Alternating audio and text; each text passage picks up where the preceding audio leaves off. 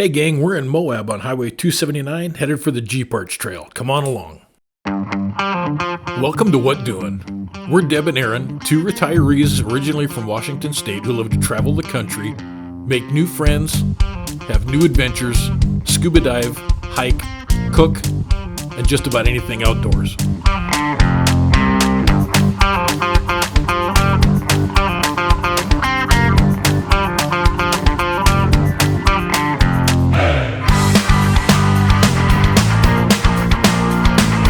Come along for the ride. You never know what kind of crazy adventures we're going to get mixed up in, and you never know what doing.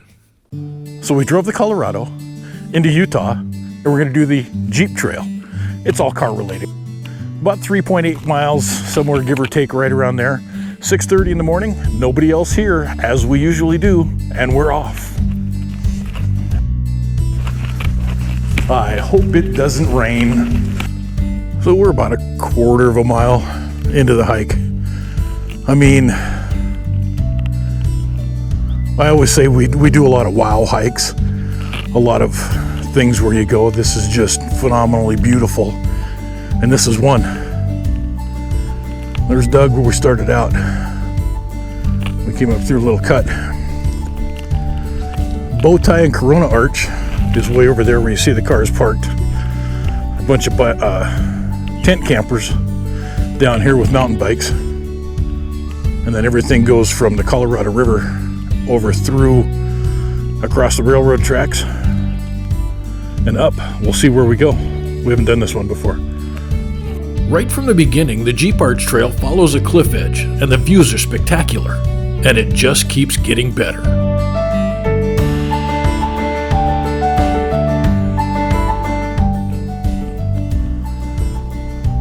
Not sure which trail that is down below. When it goes up through that draw, we're up on top, and I don't know where we're headed.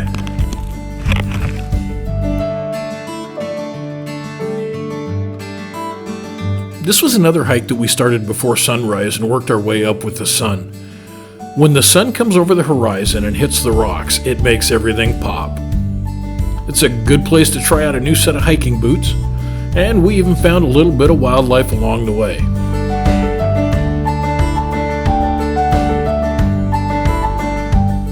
One of the more difficult things about hikes like this, when it's on the rock, when it's in the dirt, you can see the trail pretty well. But in the rock, you're never quite sure of where you're supposed to be. They did a cool thing out here, as they mark with a paint blaze on the rocks where you're supposed to be. The difficult part is you're always looking up at the beauty, and like this, it looks like we should go that way, but the blazes are going off that way towards where Deb is. And if you lose the trail, you can't see these from too far away. So always best to hike with two people or not stray far from where the marks are, because you can't see them from any distance. Not like a post or a blaze on a tree. Some of the rock formations we found were just absolutely amazing. This stuff looked like it was thick mud that just dried over time into rock.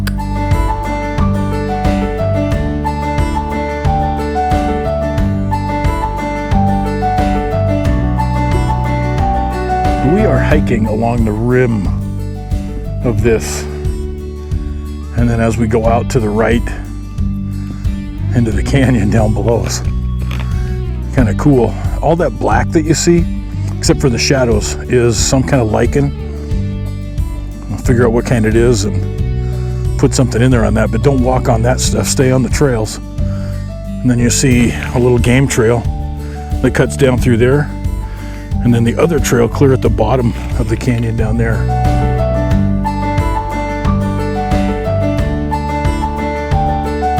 Right at 1.25 miles in, you get to the loop split. They say it's easier if you go to the right and go counterclockwise, but the more stunning views are if you take a left and you take the more difficult route going that way. But you can always turn around and look behind you, which is what we do very, very often on these hikes, because it's just a different view, and it's like a different place. So we're gonna go to the right. We'll take the easy way, because you know me. So remembering that this is a hike at elevation, we're climbing steadily all the time, just not steep, but just gradual, but it's constant. About the time you think, is it worth it?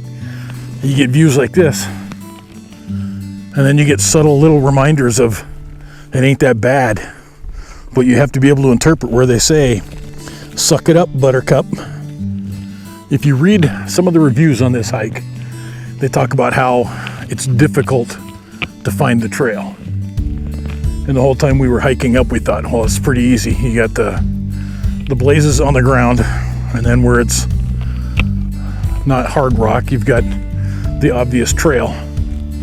So I found the part that we're talking about, because we ran out of the blazes. But if you follow the cairns, that's one of the things that they talk about, is follow those, and that'll lead you up through here. No sign yet of Jeep Arch, so I don't know exactly where we're going, but it just doesn't matter when it's this beautiful. I gotta run and catch up. All right, look at the big monolith. I'll have to zoom in a little bit and see if I can make it a little bit more clear. But if you look at the white, just below, halfway up, there's a dark stripe, there's a white stain. It looks like, to me, it looks like a bird diving down to get prey. Or if you look at the very top of it, Sarah, you'll appreciate this. It's from the horror movie of the naked lady crawling down the hallway. You know, there always is trail poo when we're hiking, but this is really fresh. And there is Jeep Arch. We just did a take your pack off and do a little rock climbing. I'm not sure if that was the right trail, but the part where it said go counterclockwise and we went to the right because it was the easy way, they lied. They lied big time. But let's go see what it looks like. All right, I have to admit, this is kind of cool. A big old hole in the rock.